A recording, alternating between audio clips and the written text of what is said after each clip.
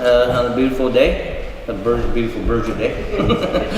Our sequence events this morning will start off with our introduction to Scott Butt, and he'll be our facilitator today. We'll start our smudge. We'll start by calling our ancestors to Eastern Door, and we'll start by any cultural event or wherever. We'll start off with a smudge. The room's been smudged, all the doors been smudged, so we want to keep out any negative energy and anything so that our ancestors know that we come in a good way, that we come with good heart, and that to learn, to receive the knowledge that Scott's going to pass on today. Great. Any opening remarks, Scott? Well, first of all, thanks everybody for showing up and coming and allowing me to share what I've learned over the years.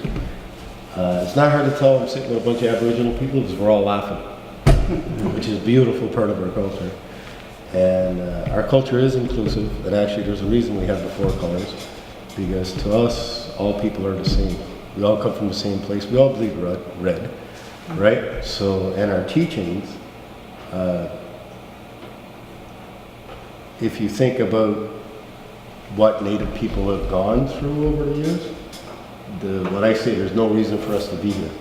Like most people, if they had that much genocide put against them, that their language is taken, their lives are taken, there's still bounties on our heads if you're a Mi'kmaq, by the way. Honest to God, yeah, men are worth 30 pounds, and women or children under 14 are worth 15. They've never taken it off. And they've never ever taken it off since Gordon Wallace put it on. The last one he put on in Halifax. I didn't think it was worth that much, but... Wow. Yeah, so technically, we're still worth, you could take my head and bring it to a representative of the British Crown and DOU. He might get out of charge you with murder the same day, but you technically owe me 30 pounds. Right? So, but if you look at a group of people that had that much against them, why are we still here? And many of the elders say the reason that we're here is because our teachings aren't only meant for us, they're meant for everybody. And that in the future we survive so that we can share those teachings on how to live in harmony with each other and all our brothers and sisters to create a better world. So we can bring that back to the other colors so that they can learn how to live in a good way. So basically, that's why I say all colors to us, they're all the same. We all have our purpose and our reason, and ours is to basically help. So it doesn't matter if you're white, yellow, black, red, you're all people, right? So I'm very happy to have someone from a different nation and a different color come join us, because now you will carry those teachings as well, so you can share them. Today when we build the drums, well, I'm the first one. I always tell people, that's like logic and stuff. I always tell people that if someone's gonna share teachings with you, then you should always ask that person where they got the teachings. You shouldn't just blindly say, okay, you're sharing teachings, you must be right. Not necessarily so, right? And unfortunately, we're moving ahead really fast, so everybody's really eager to learn. And in that eagerness, sometimes we forget the basics of saying, well, how much truth is there to what you're sharing? So you should always ask that question, always. And I don't mind sharing what I learned, because I was raised in St. George's, which is another Mi'kmaq community, and our family were up in the hill. Everybody referred to it as Dogstown, actually. It's where all the Jackantars lived.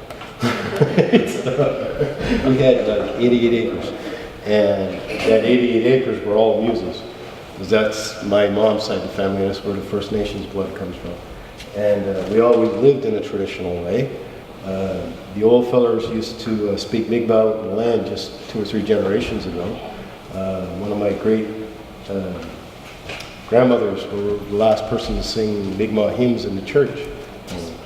I was raised on land since I've been this big. So all those teachings, a lot of what I do today is from what I was taught as a child. And I just got really, really good at it over time. I also carry a sacred pipe. I dance traditional men's Mi'kmaq style. The pipe itself, I was asked to carry by Don Caitlin, and I got my teachings from Marcel Joe. So when I speak about the pipe and that, those are his teachings that he gave me. And then over time, I also have teachings from Maggie Paul, from Deanna Francis, from just the whole list, right? And I take from them what I can use. And that's another thing about our teachings is that no matter who you talk to and what I share with you, that's my experience. But that doesn't necessarily mean it'll work for you. So what you do, you take what works for you and you keep it and you carry it on. And the rest of it you leave behind. And over time you develop.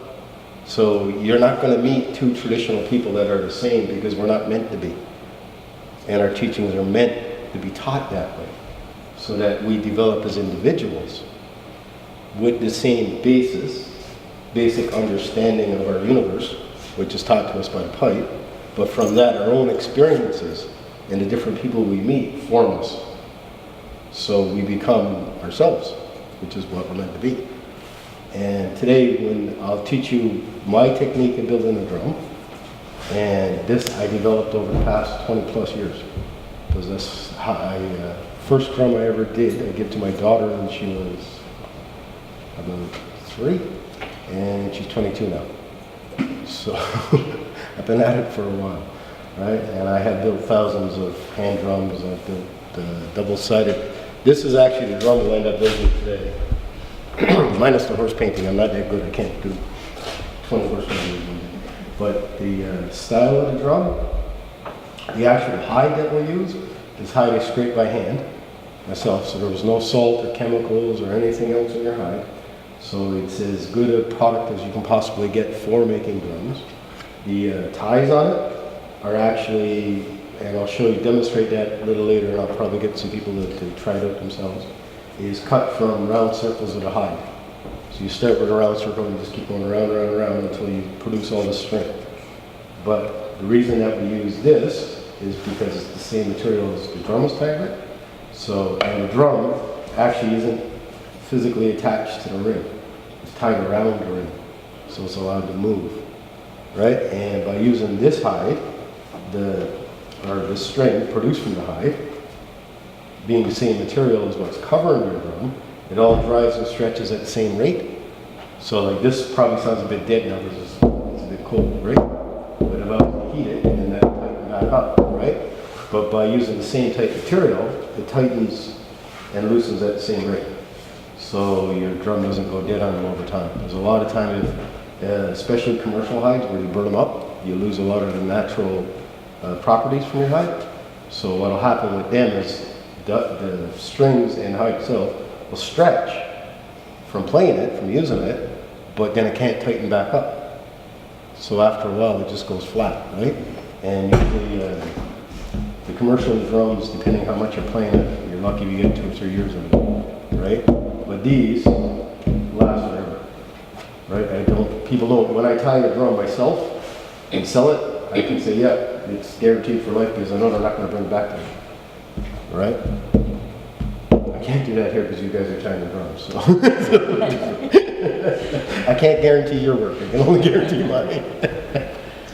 But if you looked at the back of the drum, the way I tie it makes the 4 spokes. It actually creates a medicine wheel because you got your circle and your spokes coming across with your center. Right? So that becomes the teaching. All the teachings that are in the medicine wheel are also carried with your drum because of the way it's tied. And each one of these actually have cut out the circle and I've cut all the holes. So each hide will have 16 holes. So those 16, you tie the strings first, and then you tie off your hand 4 at a time. And the reason that you see it's tied up with 2, and then I jump inside, because when you pull 4 together, it's only the outside 2 will tighten. The inside 2 stay slack. So once the outside gets tight enough, then you jump inside and you come up the center 2. And then that way they're all tight. Because the trick with the drum is you want to tie it in such a way that it all pulls together evenly, because you want balance in your drum. Balance, again, is another huge part of our culture, but I'll probably talk about that a bit more tomorrow. But when you tie your drum, you want it to be drawn even, right? Because if you don't, you'll get buckles in your drum, or you'll tear your rim apart. because when these dry out, there's so much pressure that if it's not done properly, the rim will collapse. Right? It'll just tear it apart. Right? I've had it happen. And when you go home tonight, don't take your drum and put it right by the wood stove to get it to dry quicker, because that's when they blow up. Wood heat doesn't hurt, but you don't want it too extreme of a heat on it, because you don't want it to dry too fast. My aunt, I helped her build 2 drums like this, right? So she had them home one day, and they were a bit flat because it was cold in her house or something, right? So anyway, her husband went downstairs to light a fire. She decided she wanted to heat up her drums. She stuck them in the oven. But then her husband yelled out to her that he wanted some help with something. So down she goes to help her husband out, and they're down there for about a half hour. So all of a sudden, there's a big bang. She cooked the both drums and just exploded them in her oven. So those are the things you want to be kind of careful of. Don't break the drums. Don't blow them up, please. And it's a bit of a disgusting job. I hope you all got a strong stomach. But this basically is the pot, right? And it's been soaking now for 2 days, right? And as you can see, this is what it is, because especially if it's such a bulk, I'll cut drums out, but then I'll dry them. Because if you leave them wet for too long, they're gonna rot, right? So then when you to come to a workshop like this, I have to take them and I have to soak them all back out again, so that we actually have something we can work with, right? And which is still a stinky process, because I got here last night. He took the cover off the thing and said, oh my God, it stinks. I was sitting in the back of the car all sealed up. So yeah. Well, what do you soak it in? Just water. Just water? So, yeah. Like sometimes if they're a bit, if you start to get a bit of a stink to them, you can, it's almost like, there's almost like to scrape over a bean in the hand, right? Because basically what I do, I'll take the hide, I'll throw it in the brook for a couple of days, because that helps loosen off the fat and softens up the layer underneath the hair, where the hair roots sit, right? And after it's been in the brook for 3 or 4 days, and all that softens up, I basically I use a 4-inch sewer pipe, because it's the easiest thing to use, and I got this frame rigged up with legs onto it, right? And it's kind of clove like this on either end. So I put the sewer pipe on top of that, and then I just screw it in place. So when I wear the pipe out, I can just take the pipe off, toss it, cut another piece, and throw it back on. It's the quickest way to make a beam. I don't have to be rebuilding the whole beam every year or 2. I just got to replace the pipe. And it's got a nice perfect round shape to it, right? And once I take them out of the brook, basically I lay it over the beam like so, and then I just use a draw knife. And I start on the flesh side, put the hair down first on the beam, and then I take the draw knife and I skin off, cut off all the meat and grease and fat and everything until I get just to the flesh, right? Because the thing is, you only want the flesh. You don't want the other layers that are on it, right? But once you get the flesh side done, the meat and that taken off, right? And all the fat and the grease, so you and you'll tell, the other thing about putting them in the brook is the fat will absorb the silt, right? So when you put it down, the grease and the fat is actually steam from the silt, so it's kind of brownish. So you know you got that gone when it turns right white like this, because the skin won't absorb it if the fat not sitting on top of it, right? See, you learned that, didn't you? So, but that, like, wouldn't have had time to do in like 2 days. But it is, anybody wants to come up my way and size it up, and more than welcome, right? Because for the next, till the snow flies, and then I'll probably end up doing it in my camp in the bathroom, if I got to, right? I'll be scraping hides for another probably 2 months at least, right? But once you get down to the hide and it's nice and white, and you get the whole thing done, then I flip it over to the hair side, and you can tell because you can see little bits of the hair left here. And what you want to do is, the membrane that the hair roots sit in is the epidermis, and it's really black, right? But you want to shave that off too, right? Now my draw knife, mind you, I can take and shave the hair off my arms with it. That's how sharp it has to be, right? And there's different methods. Sometimes people say they'll soak it and pull it out, but that's only sweating it. It's great if you're going to build a canoe, but not so good if you're going to build you did it.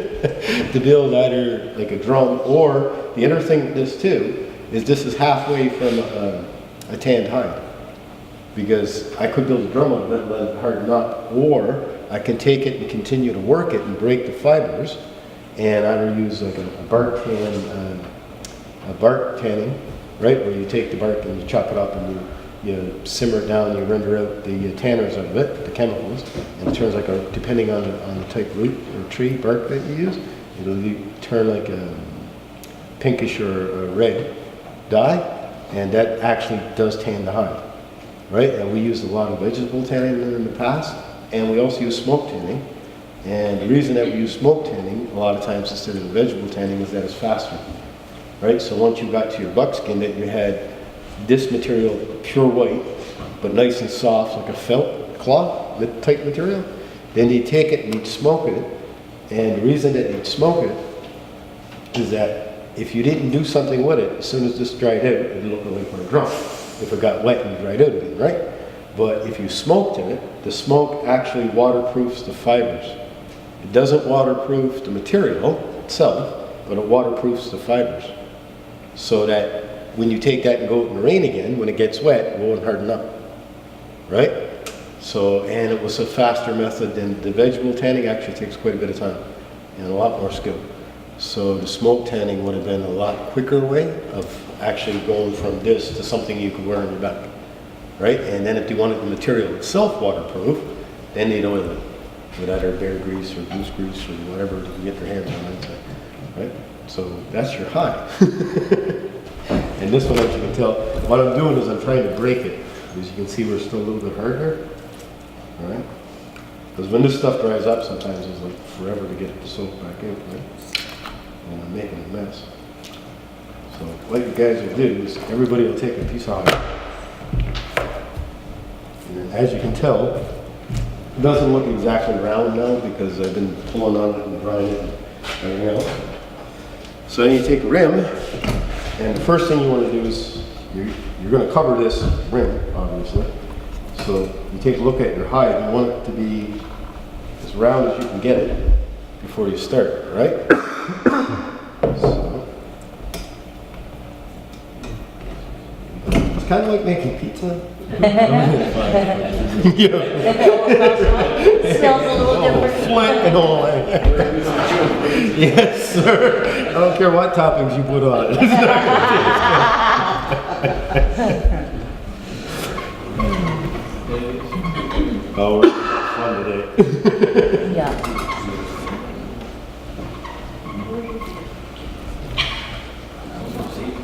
And we'll have a lot of laughs, and you're going to get really frustrated from time to time, but you're still going to get drummed when we're all done. We're all going to have a good time doing it.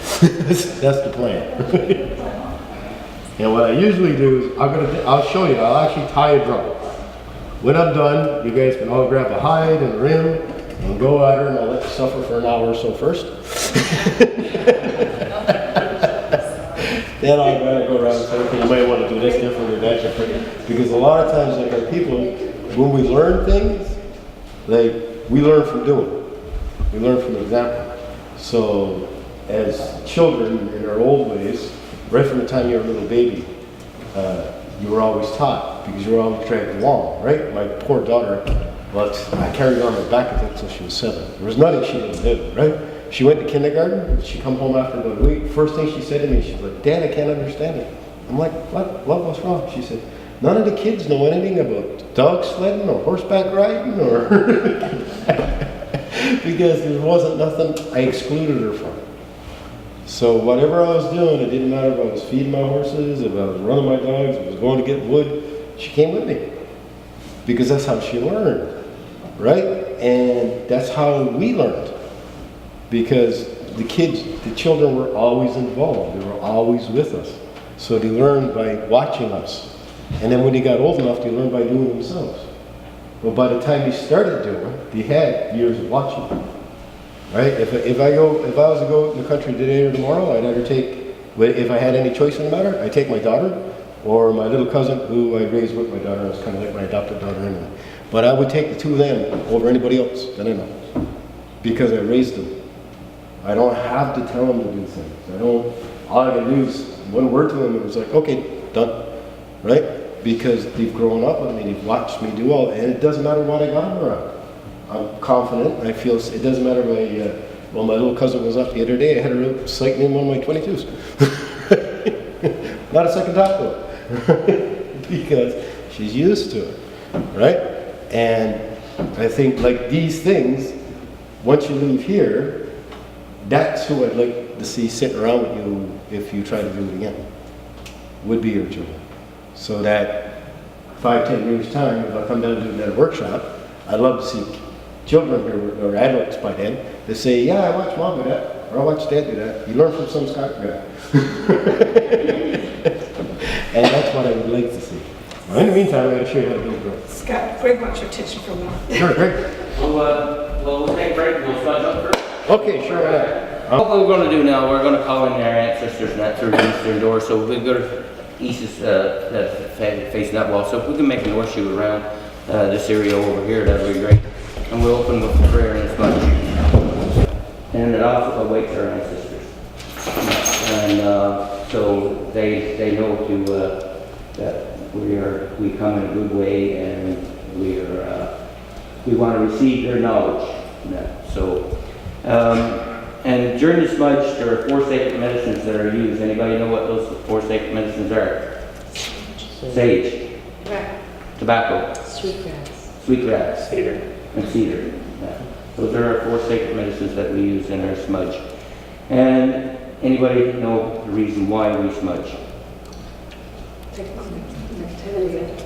To cleanse. To cleanse, to get rid of the negativity that we all gather during our daily lives, and we pick up negative energy from not just from our own selves, but we pick it up from our daily lives that can be hectic. So people, first thing when you get up in the morning, you grab a smudge stick and they wash up, they clean down, and they go about their day. And I have people who have it on the dashboard, if they're in a traffic jam or anything, and they find themselves, they're getting frustrated with the other person, they'll light that smudge stick and wash up so they can cleanse themselves of that negative energy. Everybody would know what it's like being stuck in traffic for hours upon end, and you can get quite frustrated in that. And I find that it's a good way to ground ourselves now. So I'll call in the ancestors through our eastern door.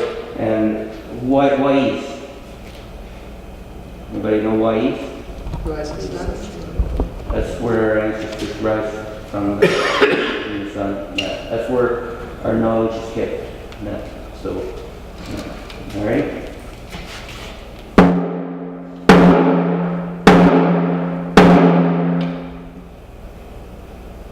Grandma, Grandpa, it's me, your grandson, Standing Bear. Thank you. We invite you in today to bring your knowledge so we can receive it in a good way.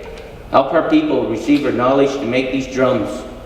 Now, we thank you to bring Scott to us, your knowledge, so that we can learn from Scott and that we can prepare ourselves and go to you in a good way.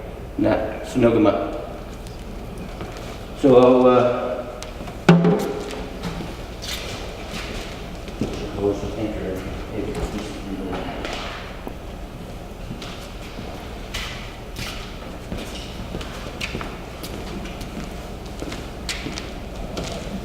start with stuff today. I usually use an eagle fan instead of my breath mat because I don't want my breath to contaminate the medicines. That'll take its power away.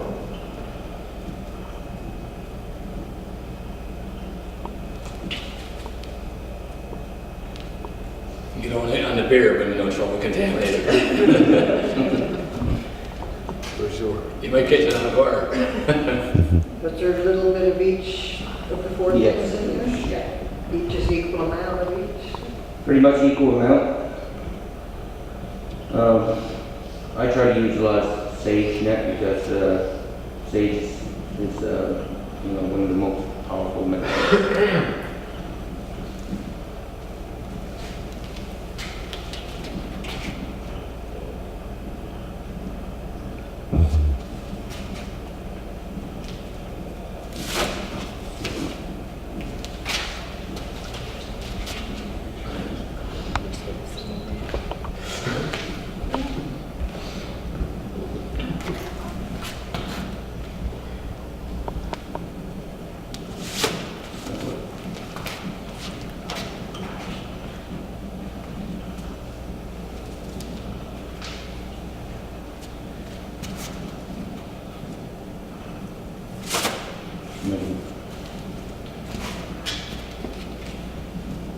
Everyone knows what Sonogama means?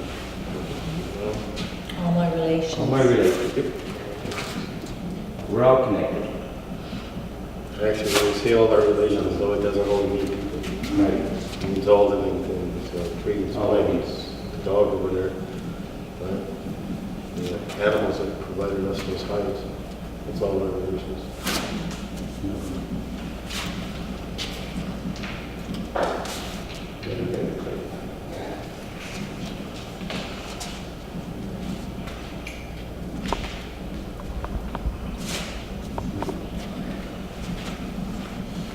What's the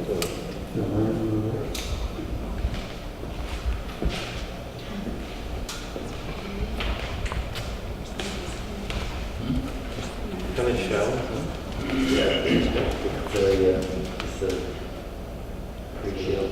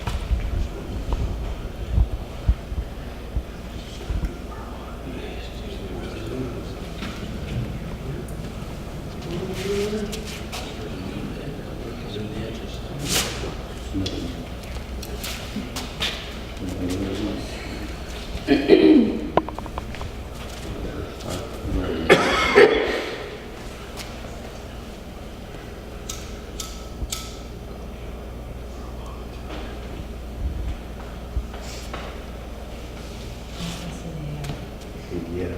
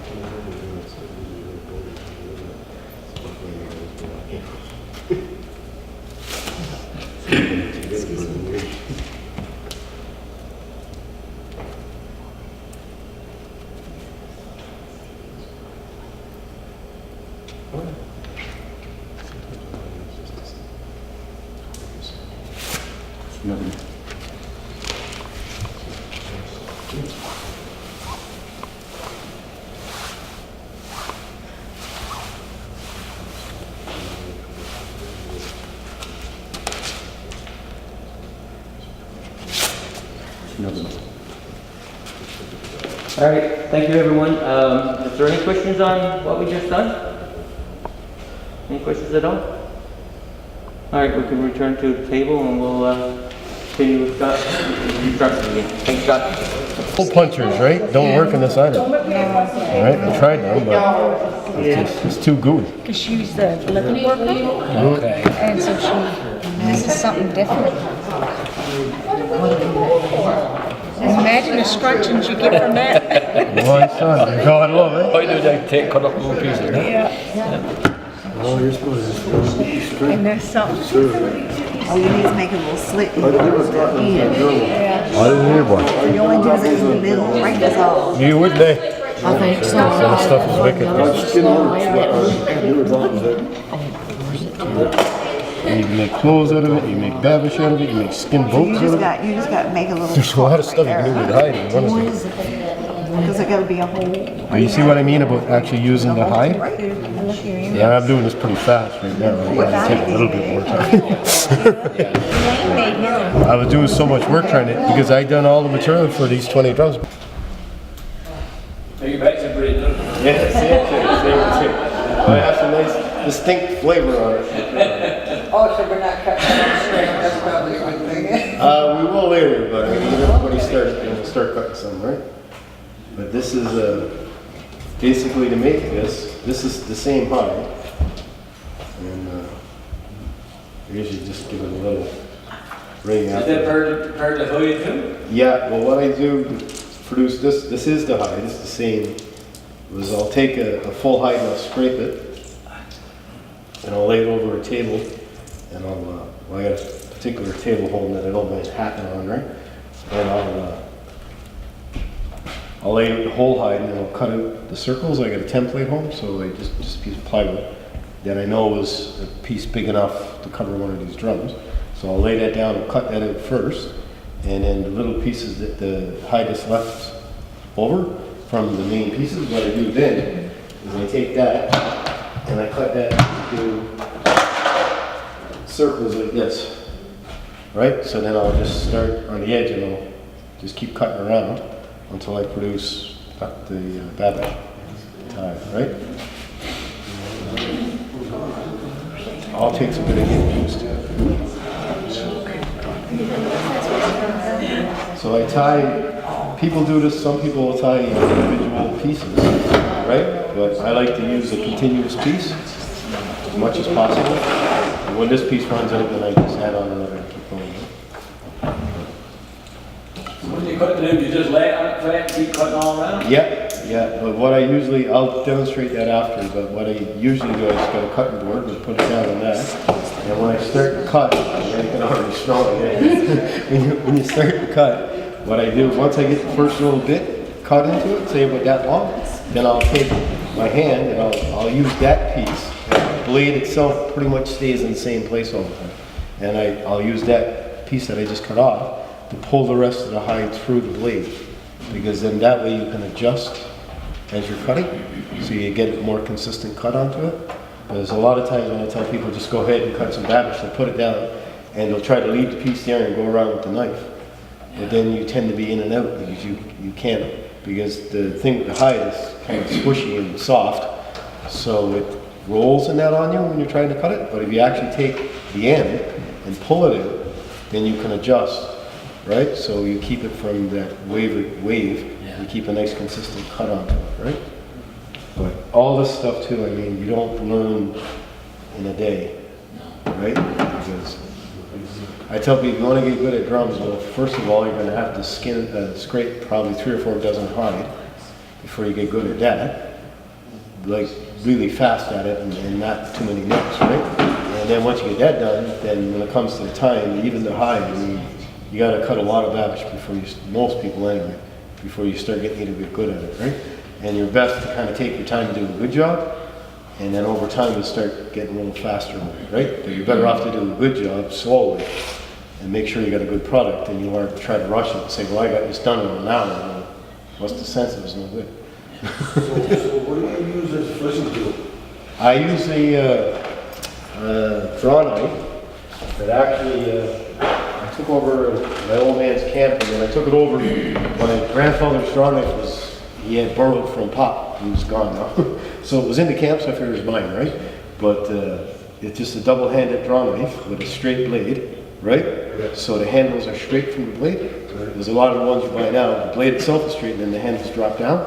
And they'll still work, just not as good. You can get your hands on like one of the old peeling knives you use for peeling logs. They're the best because the handles are straight with the blade, right? And not only that, the blade is curved this way, and is also usually tapered this way, right? So when you put it over a beam, it'll match the beam, right? Because of that curve. And usually when you use a draw knife to cut these, the other thing is a blade cuts best at about 20 odd degrees, which is why when you actually sharpen a knife, right? You sharpen it at that angle too. And the angle changes according to what you're cutting. If I was to cut a hardwood, well, my blade is actually more blunt. right? The angle is a bit bigger because that way it won't chip so much because the material is harder. But with the hide, you can taper that right down to probably about 10 degrees, right? Because you want to be able to shave the hair off your arms. And when you cut, instead of pulling straight towards yourself, you tilt the blade because you want the same angle on your cut as you draw back as what you got on your blade for cutting, right? So usually when you put the hide over the beam, don't pull this way because what'll actually happen is the hide will roll up and you'll cut the hide. So then your hide ends up full of holes, right? So what you want to do is angle it so that when you draw it back, you're shaving it off, right? Because you want to shave everything off. You want to actually cut it, right? But that's something that like I could demonstrate and show you, but even if I did, you'd actually have to do to get a feel for it. There's a lot of the stuff I can show you how to do it, but to actually get an act for it and to understand it, you got to do it, right? We have that fishing tools too also, right? You could, but I've had those, but the best I've ever used was that draw knife. Right? The best I ever used was that draw knife. Yeah, for a moose hide and for this job, right? I know the fleshing tools you're talking about. I use them around like doing furs and that, right? Yeah. And you work really good on that. But I find for the hide, yeah, well it'll work. It's slower though, right? Yeah. But for the hide, the big old draw knife I find works best. And even with those tools and so much time doing it, it still takes me a full day to do a hide. Like if I was to scrape a complete moose, I'd start in the morning, I'll be working till dark to get it done. It's still probably 10 hours work, right? And that's after doing an awful lot of hides, right? So what we're gonna do to tie our drum, you guys, I'll give you the batters to get started, and I'll actually cut some more, and you guys can have a go at that too, right? But to join the hide and try to tie it, this stuff just slips. It's slimy. So it's next door to impossible to tie a knot into it, right? But what I'll do is I'll take the hide and I kind of flatten a piece of it out, right? And then I'll just, I'll cut a little slit into it.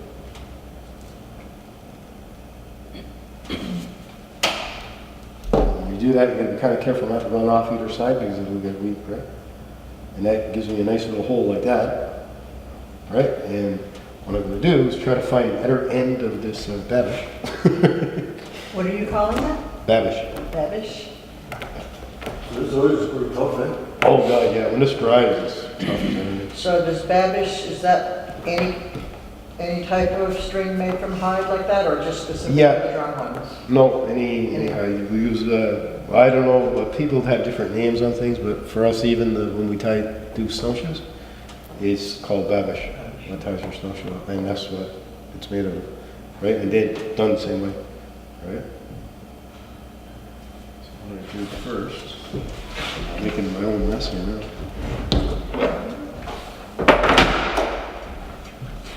So what you want to do is, like I say, always tie it even. Now, there's already 16 holes done for you guys. There's 16 ties, but every tie has got a double hole, right? So actually every piece has 32 holes, right? And it doesn't really matter where you start from the beginning, right? But all I do, that's what we're doing.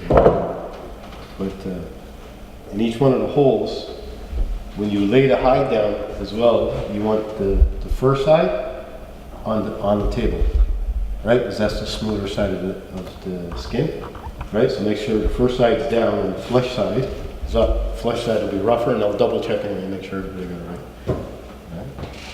And the little bits of dirt that's on it, don't worry about it, because when that dries, you touch that with sandpaper and it all comes off. Right? So it's not a big deal. So now we have a slit on this end, and we basically take our other end, and like I say, start wherever you want. But what I want you to do is always make sure that you go from the outside of the hide, so the piece that's sitting on the table, you want to start there, and you go inside the drum, or what will be the drum. And then you go from the outside in, and then from the inside back out. And the reason that I do this, and the reason that I say it's important, is because when you go to tie that drum up, when you pull it up like this, the babish is laying over the hide. So everything is held into the drum. If you do it the other way, this the pieces of hide in between the ties will actually stick out. So then you're always hitting your hand in that on. It's always getting in your way, right? The drum will still work doing it the other way, it just works better this way. So once you got that started, you just pull the whole thing through. And I usually try to keep in mind where this is, because I'm going to look for it again when I go to put it for the other side. Alright? So you throw it all in one big ball and just make more work for yourself. And it seems like a little bit more trouble to do it in one continuous piece, but it makes your drum stronger. And when everything dries, it all dries together, it's the same piece of hide. And there's several different ways to tie drums, right? This is the style that I was taught by my Big Mouth teachers, but I've seen lots of drums tied by Mohawk and Ojibwe and Cree, and they're all done a little bit different. And I've tied a bunch of different ones, but I find this works best myself, right? And the thing is, I mean, you can play around with that too, right? I tied one for my cousin not long ago. I re-hided her drum for her, for Janelle. And she lives out at St. John's, works with Friendship Center and that up there. Eastern Owl. Yeah, well, she actually started it, but this, she was a kid, really, right? And the first drum she ever carried was the second one I ever built. I called it Aggie because it had a funny egg-looking shape to it. She dragged it around for years. Still has it. But actually, and it was Aggie that I fixed, but when I redid it, I actually tied a dream catcher into it. So the back of the drum, I tied to look like a dream catcher. Right? Come out looking really nice. I don't know what you got done with it now. Right? So there's different ways you can do it. I just do it this way because it represents that medicine and those teachings, and it tends to hold the hide better on the ring. So you end up with a better sound in the drum, right? But you can, there's different methods you can try, and if you see like a different style of drum, some of them too got like a rim on the inside, a metal rim, and you tie into that rim, and then you tie a handle 4 ways in between, right? Or I've seen them tied with the antler handles and that in the center, and this, but this works, and it works well. So once you get the first one tied in, what you want to do, like I say, you always want to make sure that you draw it even, right? So there's 16 holes, so you basically count over 8. And that's directly across on your tie, see? And you repeat the same process. You go outside, in.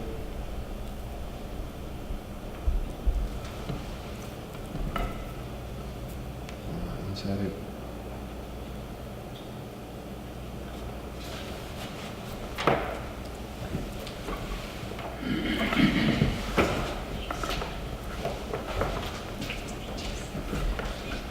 When you're cutting the holes in your hide, how do you get them to be spaced evenly?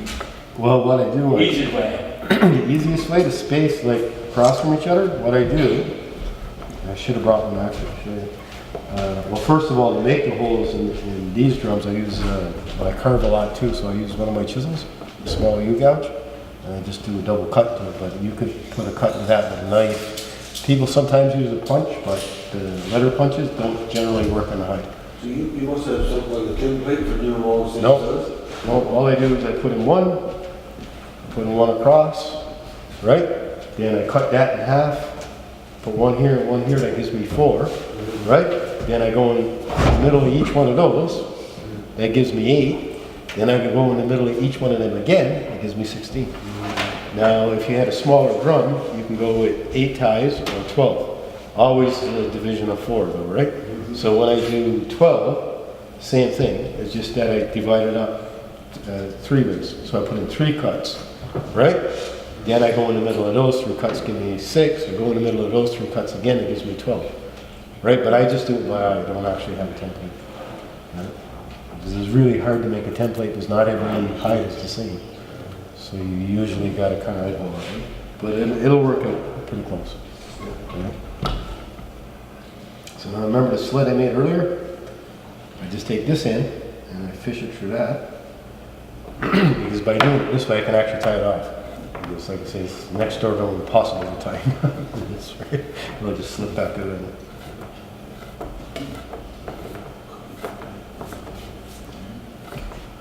Most times when I tie a drum, usually I only use one piece.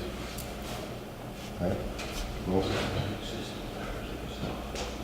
Now what you want to do here is you want to try to put this as centered as possible. So you got to kind of play around with it a bit. And this stuff stretches when it's wet, right? So if I actually pull it tight, I'm going to be back past my center, right? So I just play around with it a bit more, bring it a bit here. And you want to try to get this to the center because this is where your handle will be in the end, right? It'll still work either way. And you want to bring that so it's nice and snug, but don't muscle it too tight because you don't have to. And the thing is, if you tie it too tight and you dry it, it'll blow your rim apart, right? So you want to snug it up so it's nice and firm, but not that it's bar tight. And the other thing is with the lines, don't worry about if you feel a little slack when you first tie it up, because when you tie the handle on, that draws the strings together and tightens that. So that's how you actually tighten the strings. You can't, none of us are strong enough, basically, to be able to tighten them when you're doing this. You just, the material won't allow you to, right? So you gotta work with what you got, right? So once you get to there, you know you got her fairly centered. And the other thing is I always keep my fingers on it. I always got it squeezed off, because you always want to keep that tension to it. Because if I just let it go, it's going to slacken off. I'll tie the knot, but my string will be as loose as anything, right? So once you draw it to where you want it, then just pinch it off with your finger and your thumb. That'll hold it in place, right? Then you take all your hide, and then you basically just tie a nice little wool granny into it. And that'll just hold it in place there, right? Because you can knot it this way, but you can't take two ends and try to tie it together. No. It's next door to impossible. Then you go back and try to find the end of this piece. So now, just like when you cut it, how I explained, you always go middle, like you put in your first two holes in the middle of that, and then in the middle, do the same thing when you're tying it up. So I just tied my first two that are exactly across from each other, right? And now what I'll do is I'll go in the middle of these ties to find my next center. So there's 7 holes left here, right? And so I go to the 4th one. So that's dead center of the first tie in there, right? And I do the same thing again. I go from outside in, and once you get it started, once you get it tied, you can't actually lift it. It won't hurt, right? Especially after you get the first form. It makes it a little easier to work with the hide then, right? Because if you do it this way, you can do it on the table, and as you can tell, it's loose as anything at the moment. But as we continue to tie it, it'll tighten itself back up. And the other thing about holding it up is, it makes it a little easier to know that you've got to draw it tight. So Scott, that ring is handmade also? Your ring there? Oh yeah. So what type of wood is that? This is actually just spruce. Spruce? That's all. I find it has some of the nicer look to it. Yeah. So you put this, and if you don't mind the extra work working with the naughty stuff, the ugly stuff, the uglier the materials when you start, the better it's going to look when you're done. Tends to have more character, but gives you more trouble when you're trying to work with it too. So what angle do you cut on? Actually, I'll explain that one second once I get this tied here. So now what you do, you go back to here, and this is why, like, you leave it snug but not draw it too tight when you first start, especially the first couple. Because now when I go to center here, as you can tell, my hide is after getting pulled over, right? So it's starting to go back inside the thing. So you want to be careful to make sure that you don't draw it too tight on one side, so you won't have enough hide on the other side. And after you get the first, say, 8 ties in, right? You still got 8 more to go. So your second 8, that's when you pull in all the slack to make sure that it's nice and tight. But then you know that you've got enough hide to cover the drum too, right? Because if your drum rides up and goes off that ring, you'll lose all the sound. Because it's not be covered, right? And again, you just keep repeating the process of those from the outside in and then the inside back in. It makes for a better drum when you're done. Now the rims, I used to make them, these here are right, just use a compound weight or so, and I cut the angles, right? But if you took 180 degrees and you divided it by any number, that number you end up with is the angles you got to cut, right? So from doing enough of them, I realized that I actually use 18 pieces. So I use quite a few pieces, right? Because it makes it easier to round it out later, right? So if you took 18 and you divide it into 180, you end up with 10. So all these blocks, in every one of these rims, there's 18 blocks, cut at the same length, all on a double 10-degree angle. And that'll give you your rim. Post it down and get it pretty perfect. Oh yeah, when you put, and the other thing that I learned from doing is all I use is a rope. I put them on on a table, I line them all up, I glue them all together, right? And then I just take like a kind of medium-sized rope, I guess, and I put that, I got an eye tied into one end, and I put that around, and I slip the rope in under first, right? The other piece that's there, and then I draw that bar tight as hard as I can, and then I'll just tie it off. Because what happens with the rope is the rope can move. If you try to use a clamp or something, a lot of times you'll get one, you'll end up, it'll be round, most of it, but then where the clamp is, it'll flatten out because it's trying to form around the clamp. But if you use string, it forms around the whole thing evenly, right? And what I'll do, like I said, I'll have a loop on one side, I'll tie that loop off, and then I already got another loop tied, probably about that far from the first one. So then I'll go around with the string again, catch the second loop, and draw that in again, right? So that I can tighten it up a little more. And you just put that down somewhere where it can stay flat and dry out. And when it's done, you just take it and shape it out with your grinders and that, you got it in, right? But I personally find at least 18 pieces, because then that way you know that that is actually going to be easy. You're going to be able to round it out when you're done, right? And it'll take that shape really good. Now once I tied those across, the next two, is what I'm trying to do. The first couple is make sure that that handle stays pretty much centered, right? And when you pull this one, a lot of times, they go kind of cockeyed, so you guys got to kind of guide it in so it's where you want it to be. Pinch it off, and then tie another knot into it. Now my handle, you see, is pretty much centered, right? And I'll keep adjusting that. A lot of times this one ends up double knot just to keep it where I want it to be. You don't really have to, but make it do something. And a lot of this too is like, this is the method that I developed over time, but if you started building drums, you'd come up with your own, you change that, right? Whatever works for you, right? But like I said, I'll demonstrate to you guys what I've developed myself over the past 20 years, right? Now again, you keep doing the same thing. You keep going into the center of where you tie, and you go to the opposite side, right? And that way, when you're drawing the hide, you're always drawing it even at all times, so it keeps it better on the rim, right? Because if you draw too much to one side or the other, it'll buckle when it draws. Because then it can't, you've got to draw too tight, right? And on the right? So you just continue with the going back and forth, and always going, once you get one tie done, then you're basically doing two at a time. And once you get two finished, then you take the center of whichever, and then you move on to your next tie, right? Like I said, the first one I'm just... And the other thing with this hide too, is a lot more forgiving. You can't, all right? And as I'm tying this now, I'm just snugging it up on the first side, and I usually try to get it up towards the rim if I can, like closer to the rim the better, right? And if you can get it to roll over a little bit, like I got done there, that's great, right? You don't necessarily have to, but if you can, right? But just make sure it's snug, but not draw too tight, because you're going to go back and catch the opposite side, because then you can tighten it from the other end, and that way you make sure you always got enough height on both sides to cover your rim. And try to keep track of where that end is.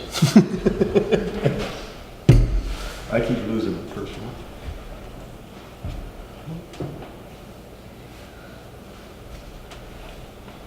I seem to doing this sometimes, forget myself and take this in and stick it in my mouth to hold on to. It's usually not there for long though, right? And when you taste it. You realize what you done once you get a taste of it. Yeah, not all day spitting it back in. Guaranteed. So what you're saying is that moose can I forgot to put the salt and pepper on that one. I swear to God, I smell like a moose, buddies. That's why I usually hunt late, right? You don't even know it's me coming.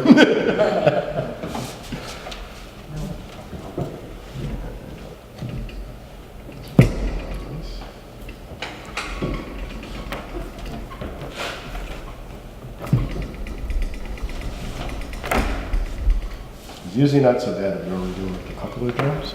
Doing this much volume, you end up with a lot of dead animal skins. And what I did here, I tied those first 4, then I tied these into the center. Now when I do my next set of ties, I want to go opposite, just like I did when I started, right? So instead of filling in here, right, I'll just go to this piece. So now I've kept it even, right, when it comes to drawing it in.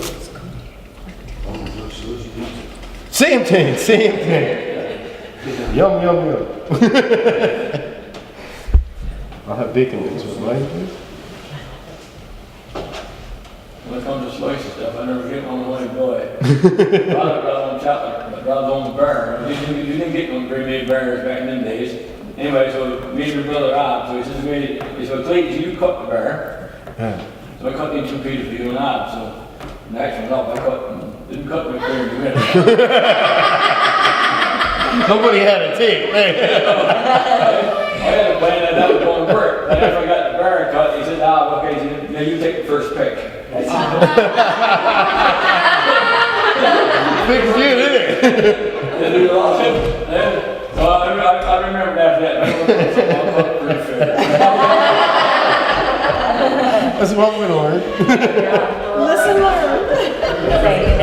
I even put it there on purpose.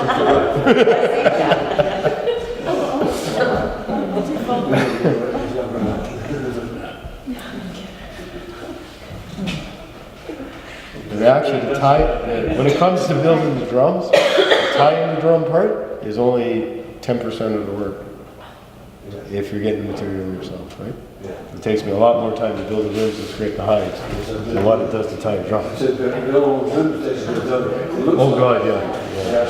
A couple of weeks work. It's a couple of weeks work there, right? Because once they're all glued together, then they're all going to be shaky. And then if there's any imperfections, that got to be fixed, or you got to build a new rim. I've seen that happen before too, right? How would they have built the rims traditionally? Well, actually, I explained. We were just talking about the drum and what it meant to you guys, but there's a creation story for our drums too, right? And basically, it'll explain how the drum was built. But the creation story I heard when it comes to the drum is that when the Creator made everything else, He made the earth, He made people, He made all the animals.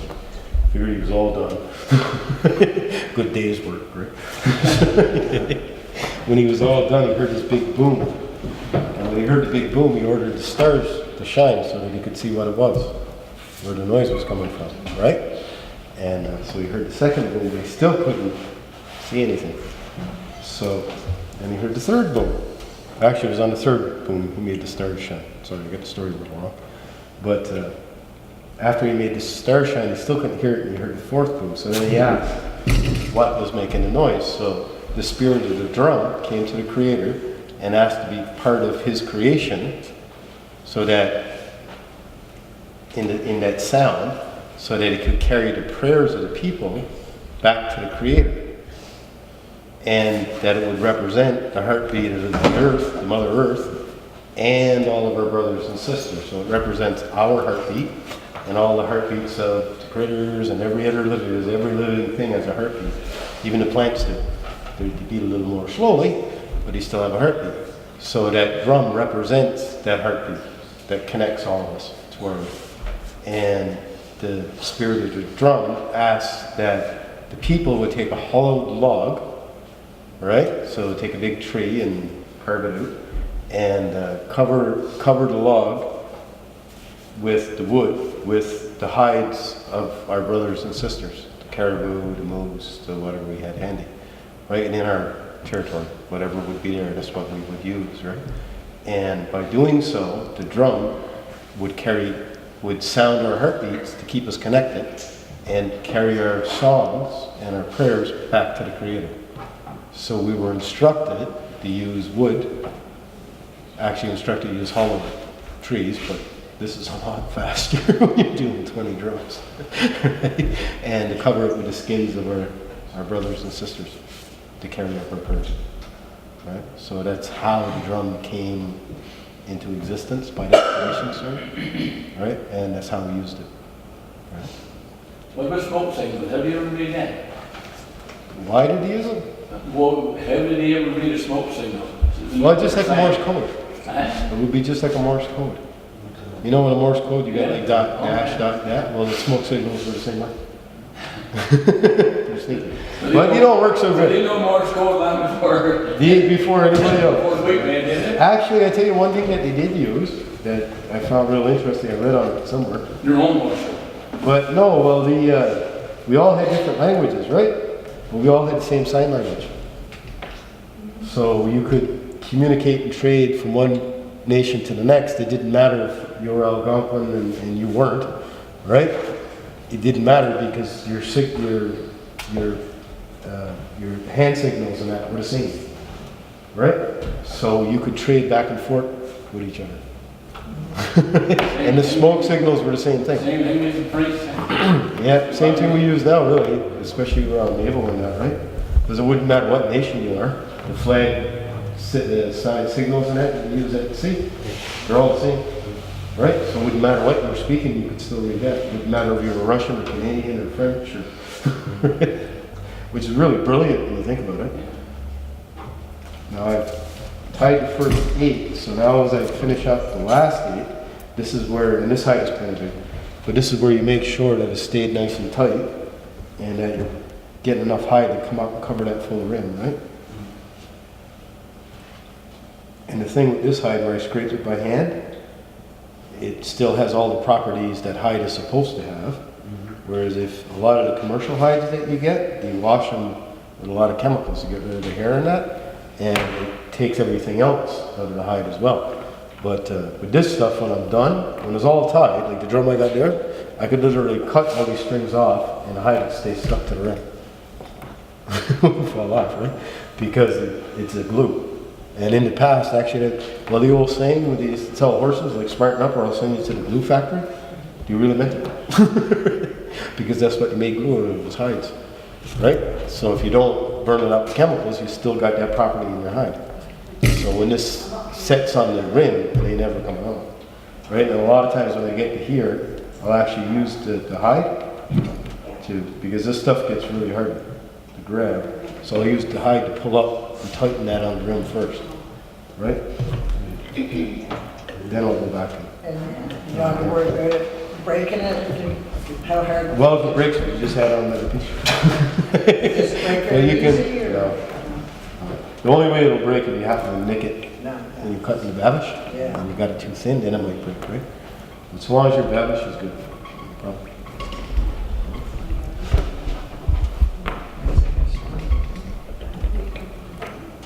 All this stuff is on real. And it's slimy. Hard to keep a hold of sometimes. It's easier to leave it on the table, but you guys can actually see what I'm doing better this way. And I can tie it faster this way.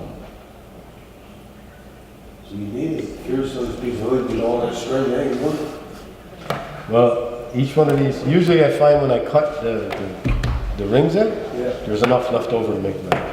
Because every one of those will make probably a piece as long as this. Like the piece I just showed you, it'd easily be this long when I scraped it. But I scraped it down. And it doesn't necessarily have to be so long. Because you can keep that first cut that I made, you can keep doing that and just continue it on. Right? Really. So if it's too short, you just make that little loop, and instead of tying it the way I did there, you just tie it around your center. And you keep on going, right?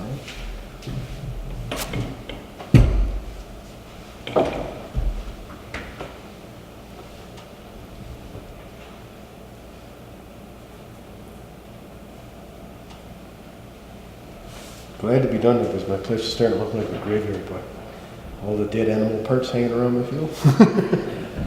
Hides hanging everywhere, big piles of fur. Starting to look rough. Problem with moths getting into the hides? No, it's okay.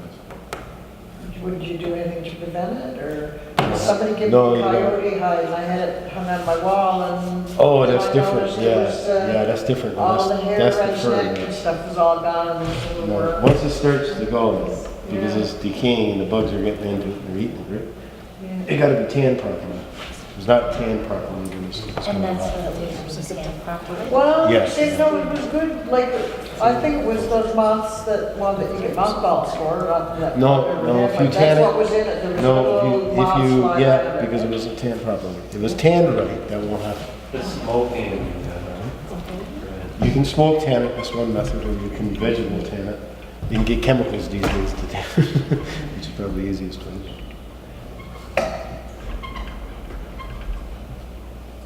You done both smoked and vegetable tan.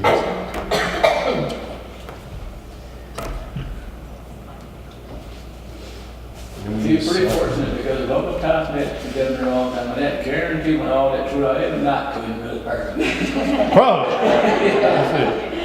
Don't worry, you're gonna get to find out there shortly.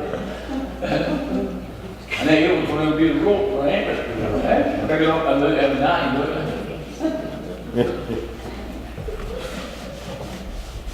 Done that enough time.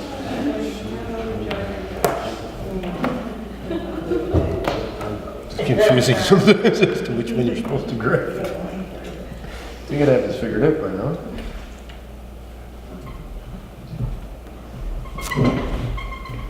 This is almost done.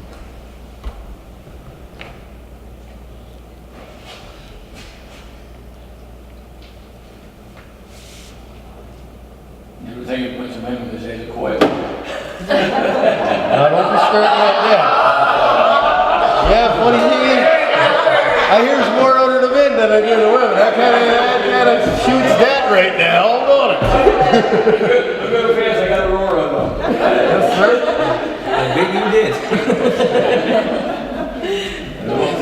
I might guess you don't have a wife.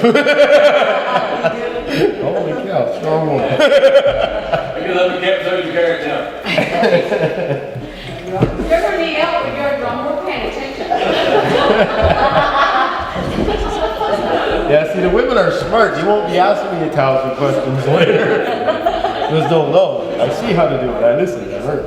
Oh, if you're right along, get the woman tell me what to do.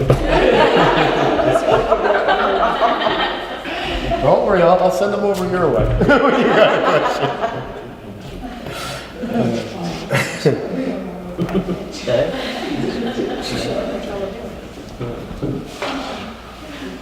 Mom has 12 sisters. I learned to listen to women right quick. The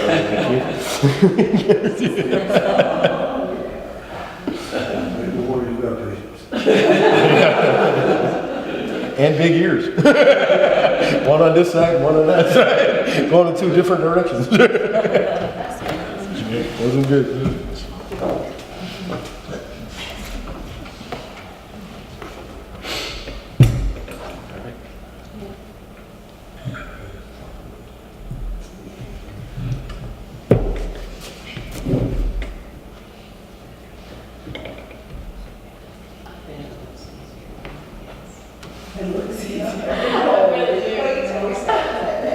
It's a piece of cake. It's not good. It looks easy with you two. It's coming like a mortar. Yeah. Funniest thing is watch people scrape pipes. That's what I have most fun with. Stuff is disgusting. Yeah, I should have. This smells good now compared to what it smelled like when I hauled it out of the brook. Doesn't fit. It's nice put it up.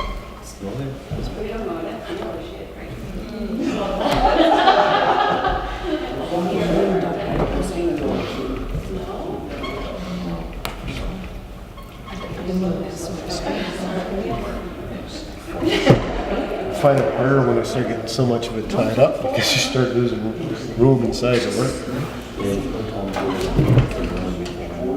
Now what I usually do, you see in a couple of places where actually I got too much hide and I start to roll right over to the edge. Well, I always trim that off because the problem is when it dries sometimes, this could dry up and then it gets loose, and then when you're playing you'll hear a little rattle in your drum. But it can actually come from the hide, too much of it, right? So I just trim it back enough, and try not to cut the ties off, so that it's gone back down to the edge, past the edge. Yeah, like it doesn't matter if these ties are pulled over the edge, but the centerpiece you want back in the ring, right? And this is not an exact science, so it's okay if your drums look different as they're supposed to look different. Because every piece of hide is different.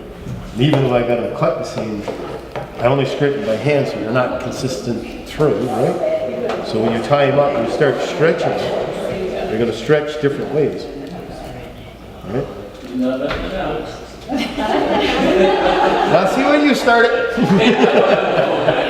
We were doing good.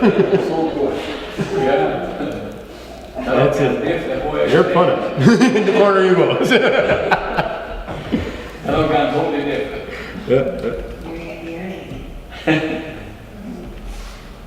Right? Okay, that part's done. So now we got the 16 ties done.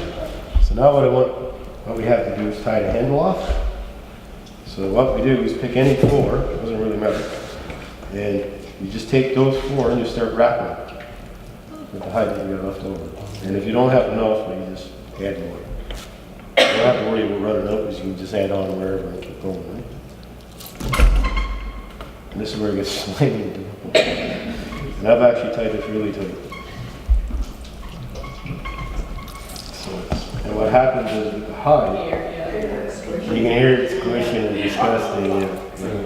But actually what happens with the hide is, remember how I was saying it's hard to really tie it tight? Well, by wrapping it, you're cinching the ends, right? You just like tying up fish lines or nets or something, right? So every time you make a wrap, that's getting tighter. But the other thing with this is, like I said earlier, you can't let go of that tension. As soon as you let it go, it's going to just roll back on you, right? So you always have to be holding on to that end, which gets a little difficult, right, after a while.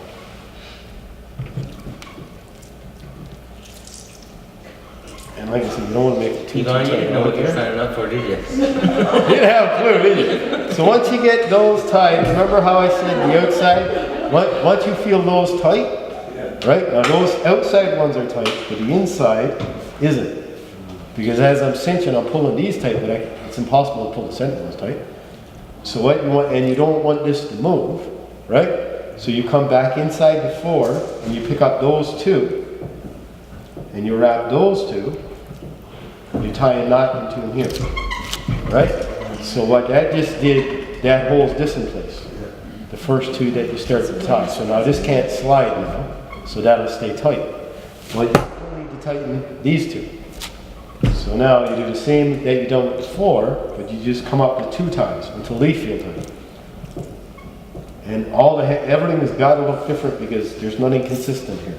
It's not like building rims where you got consistent pieces of material and you cut them at exact angles. That doesn't happen with the hide because that's just not the type of material you're working with. So instead of looking for a certain look, right, what you want is to make sure it's tight. You want it to be functional, you want it to work. So you try to get that centered as much as possible, and then when you start tying your handle, none of them are going to look exactly the same. But it should all be tight, so that, and even, so that whenever your drum moves with the heat or the moisture, when it dries, when you warm it and dry it up again, your drum is nice and tight and it's got a beautiful sound. All right?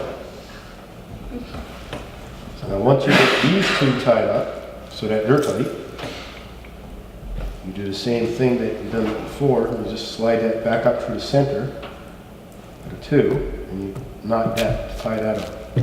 So, and the reason you got to knot it so that it can't slide. Otherwise it would just slide back down whenever you had to tie it up. If you didn't, tie it off somewhere, right? So once you get those 4 done, then just take your hide and work back towards your handle. And this is just moving the hide back from you, right? So you don't have to wrap it perfect. And usually what I do, like when I get to a place like this is tied tight, but these are kind of out of it. It's just the way the hide slid, right?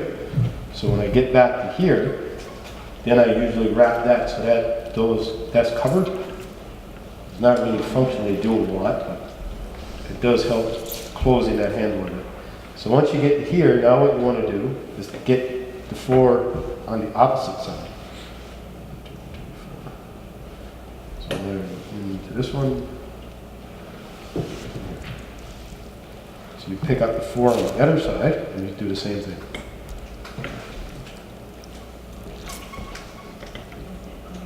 And I typed this tight. I realized this. You're going to let us know when we start getting to that part. Oh, yes. Don't worry, I'll be doing a lot of it.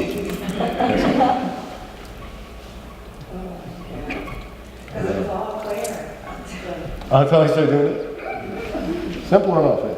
But, and again, like I say, you just got to make sure that you tie even and that you tie across, and the handles are all going to look different. Just as long as you keep them tight. Once you start feeling those strings tight, wherever they're tight, tie it off in a knot. And then keep moving. Right? And it's So all, could be 4 twists around, could be 5. could be 5, it could be 6, just as long as this starts feeling, like these are actually tight enough now. And normally I go up further with my handle, but this one I can't, because if I draw this too tight, I'll break it across. So I know, okay, that's tight enough now, right? So I just gotta go back into the 2. It's starting to stink too. Go figure. So they really know when it is tight enough. You'll feel it. Just starting off like, You'll feel it. When it starts feeling tight, it gets hard to wrap. It literally gets hard to wrap after a while because you can only draw it too tight. Right? So it gets harder and harder to pull it tight on your wraps. Then you know, well, okay, I'm tight enough. Right?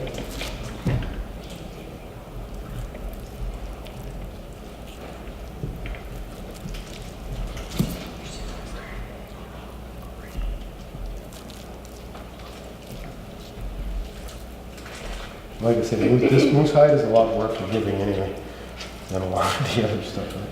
So once this, to tell you the truth, once this dries, like I say, I can go back and cut these ties off and still play this drum because it doesn't stick to the rim that much, right?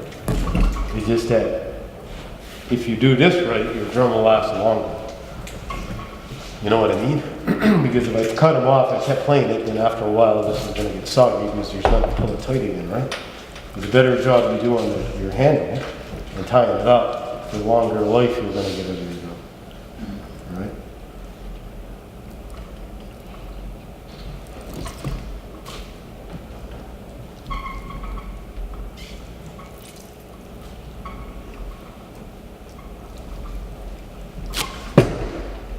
So once you got those 2 done, then you just come back and finish off the last 8, right? The main thing is, like I say, always go back and forth to try to keep balance when you're tying it, right?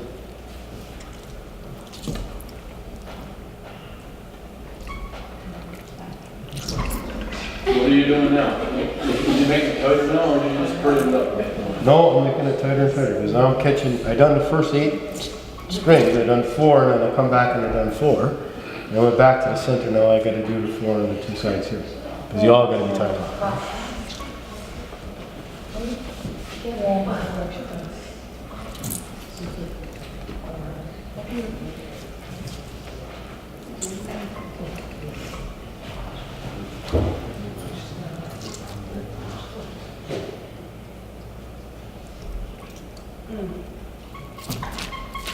The sticks will be easier tomorrow.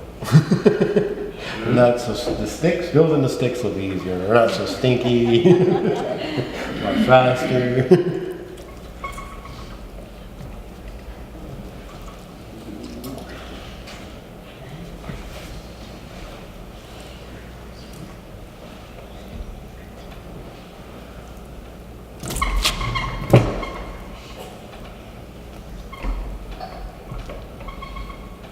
Eventually this stuff can kind of knot up a bit.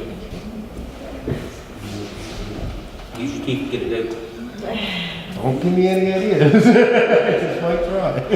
So that line you read that string, like this, to make sure that you got enough to. Whatever it was. Do a drum. Well, I don't worry, because if it wasn't enough, I just tie on another piece and keep going, right? And again, you don't know what you're gonna get because you just gotta cut up the hide, right?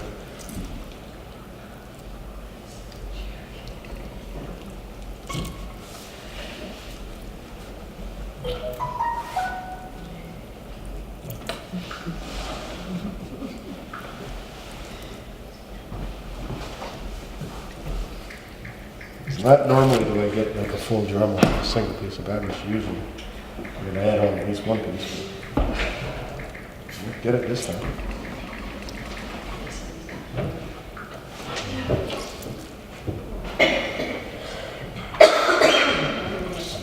Start added on, you just loop it around the center?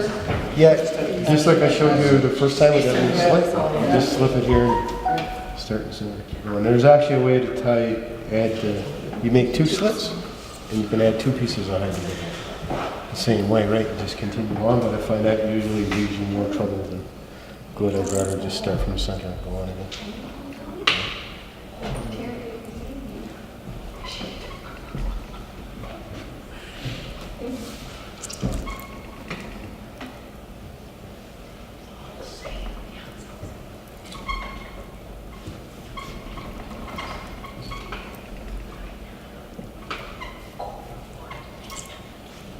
You're definitely going to want to wash your hands before supper.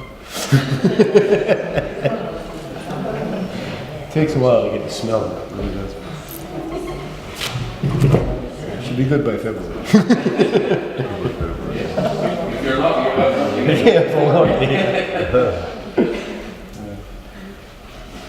Now when I got all the strings tied off, what I normally do is give a couple of wraps around the center, just to kind of cover up and make it more even, right? Fair enough.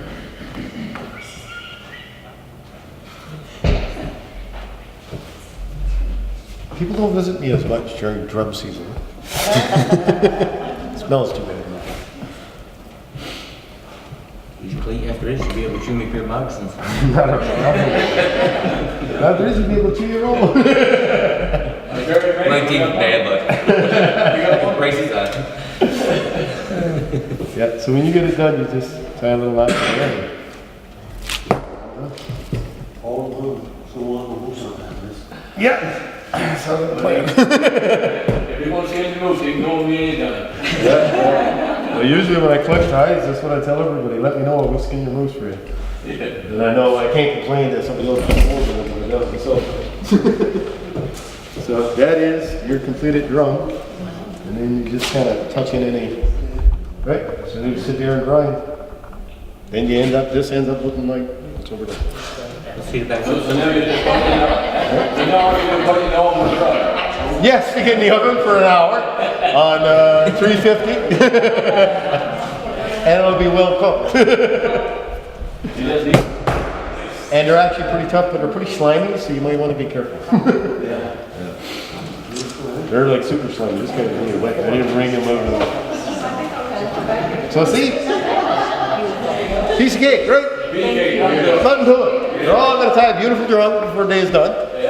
Where's the best place to put it while it dries? In storehouse be okay? Like, No, got to be by heat. it's gotta be by heat. Yeah. So if you got a wood stove, say that's the wood stove, put it about this far away. Right? If not, put it by a heater. Electric heaters actually do dry it out really good. It takes a little longer, but the electric heat does tend to dry it out really well. Right? So you just got to make sure that it's got heat and it's got air. It dries even. Right? So you don't want to like stick it in the closet. You want to leave it out in the room somewhere where it's supposed to be. Right? Okay. Depends on how much heat you put it on. Usually about a day though.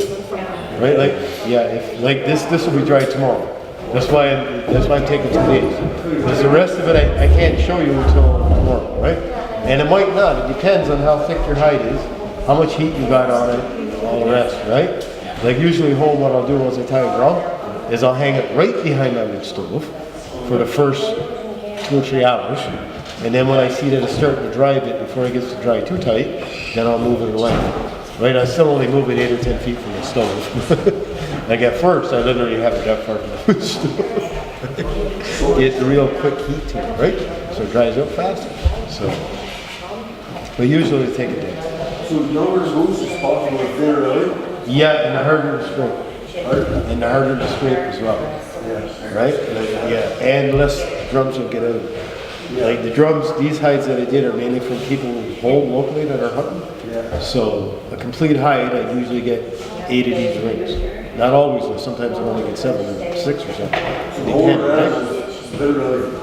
Yeah, and but now like I get 6, say, I'd average probably 7 or 8 hides out of the moose that the boys were. So they were hunting for meat, so they were shooting like 5-point bulls, little cows, whatever, right?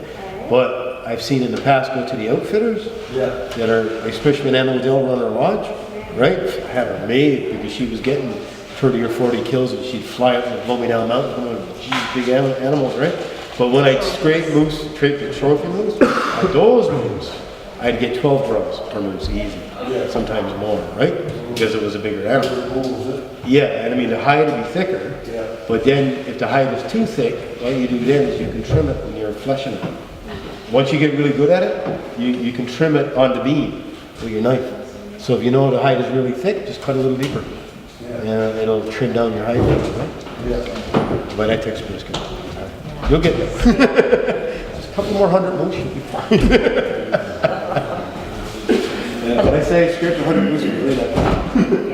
So you make all those things? Yeah. Yeah. That is it. Yeah. It's just like regular. Or actually, you know what I'll do first before I do that? Just kind of pass it around, grab it by the rim, and let everybody kind of take a look.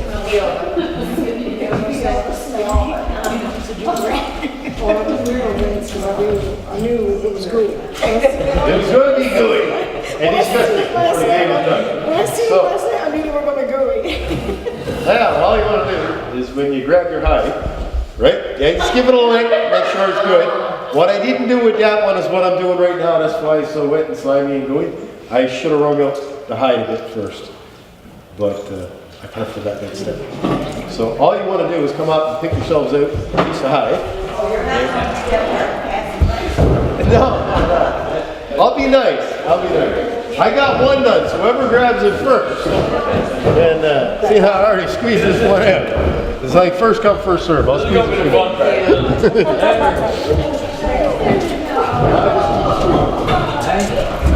Grab a hide.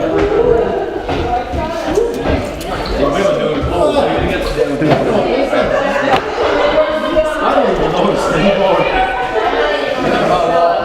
You're going to have to partner up because you're going to need each other's help, right?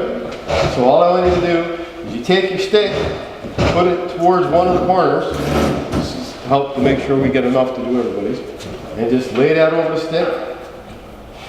Enough to make sure that your ties are, your wool is covered.